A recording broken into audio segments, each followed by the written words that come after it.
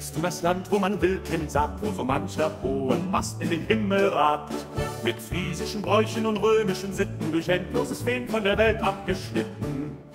Kennst du das Land, wo die Sprache noch klingt, die stets ihre Gäste ins Gästehaus bringt? Die einst der Ostfriese ins Ohr mit sich führte und immer wieder die Herzen berührte. Kennst du das Land, wo man Lieder stets singt und Friesi und macht nur lächelnd erklingt, wo alte Familien Ausnahme tragen und alle immer wieder stets wild ihnen fragen? Kennst du das Land? Kennst du das Land? Kennst du das Land? Kennst du es wirklich nicht, dieses Land, wo man Vater Friese spricht? Nee, Ostfriesland ist es nicht, kein Holland, kein Emsland, es ist das Schönste unterm Mond. Man nennt es hierzulande Seterland.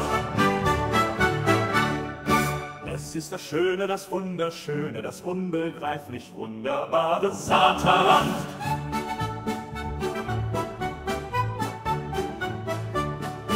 Es ist das Schöne, das Wunderschöne, das unbegreiflich wunderbare Saterland.